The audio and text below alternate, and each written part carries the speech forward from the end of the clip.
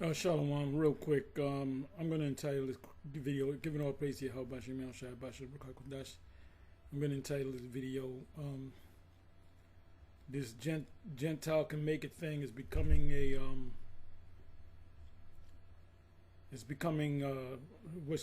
how can I say? I'll name it, the title is, this Gentile thing is beginning to spread. I hope you brothers don't fall under that spell. But anyway, I'm just going to play a little of this. You know, you got, it's like, that's all he speaks about. It's the Gentiles can make it, the Gentiles can make it, the Gentiles can make it, Edomites can make it, Moabites, Ammonites can make it. And you see these brothers, you see Zion Legacy, Mighty Hebrew. I don't know who this individual is. I don't know all these faces. But it's like it's a movement now, and these people are kind of making their stands as to the Gentile can make it. Were they always teaching that? Because we know that, you know, hey, we know what's really going on. We know what's really good. So anyway, let's listen to a little bit of this. Moral issues, then that can be handled behind the scenes. So what we've been trying to do lately, Bring it back a couple times a year, do a lecture together or have conversations together. That way that helps to build a community, yo. The Israelite community can be repaired, but we have to want to repair this, man. First of all, there's no such thing as an Israel community. We don't all think the same.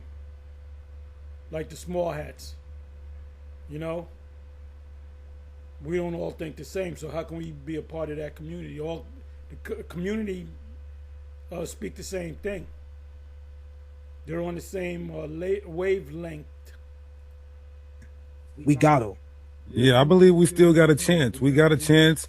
As long as we all got oxygen and the spirit of the Most High in us, we have a chance to make this community better and to progress instead of staying stagnant and antiquated. So I'm pushing for that, as I believe to be younger than, of course, the elders who've been in this thing. I do consider myself still in my youth, right? But I have, well, you know, the scriptures say about a young man, he said a young man and not an elder. Novice, he's being lifted up with pride, coming to the condemnation of the devil. So we know what's going on, you know. Under me, half my age, and we want to leave what the elders failed to do, which they did a great job with the resources and, you know, utensils that they had at their time. What they did fail to do is set up successors under them. So it's our job for my age is to set up successors under us and say, you know what, I want to teach these young brothers every single thing I know, not keep things to myself to where I'm deifying myself as the one with the mystical knowledge and yeah, they got to go through me. I'm now the doorway and the path. That's the role that you're taking, man. You're getting all these guys that, like I said, damn, all you guys, did you guys just wake up to this? Did you get the same vision, the same dream? You woke up at 4 in the morning, you know, you straighten up right out of bed saying the Gentiles can make it. And then he said a couple of weeks ago, oh, well, Abba used to teach that, and the 7 used to teach that, and it was General Yohanan that changed it. No, I was there. Me and General Yohanan came in the same year. I came in a couple of months before him. Barak came in a couple of months before me, and they never said Gentiles can make it. They did say Cornelius was an Edomite, but they didn't say he's gonna make it.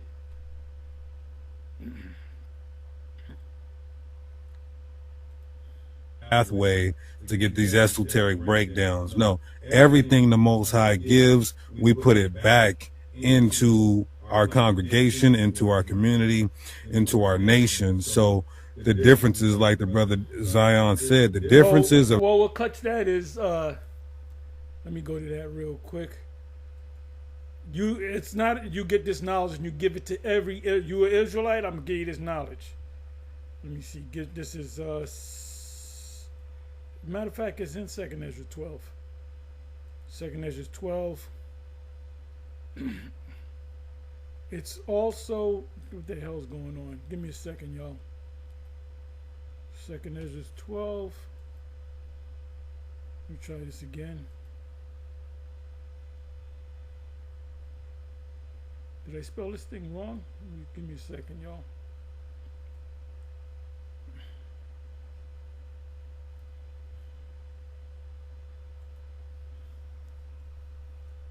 Try this. Do it this way.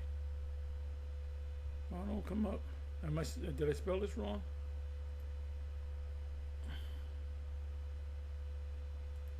Second Ezra's 12. Let's go with Second Ezra's 6 rather. Let's do this. Let's do this.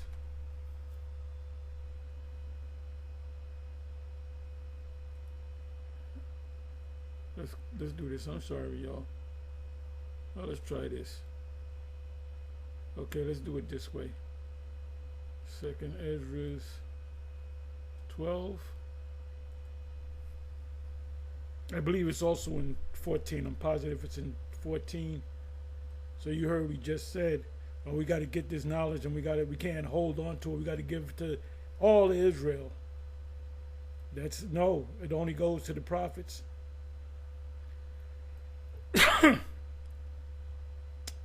Okay, this is a dream this is Second Ezra's 12 verse 35.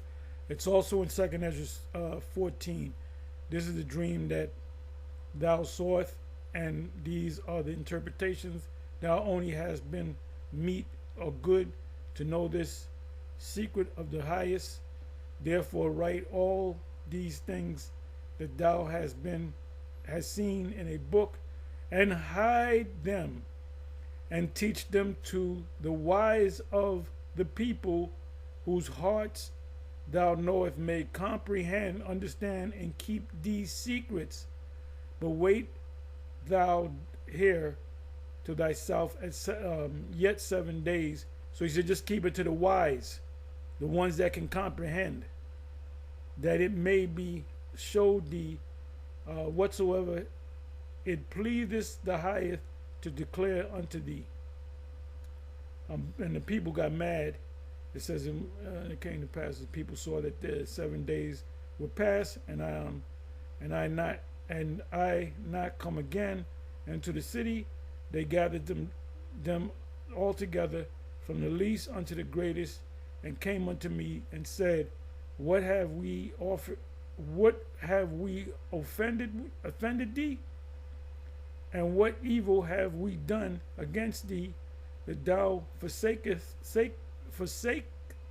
us, and sitteth here in this place? So what did it say? It said, just give it to the wise among our people. Don't give it to everybody. This is not about just giving it to you, an Israelite. I'm going to give you all this knowledge. Let me come on back. Of doctrine. So if it's not, something is rotten in Denmark, man. We can see right through it.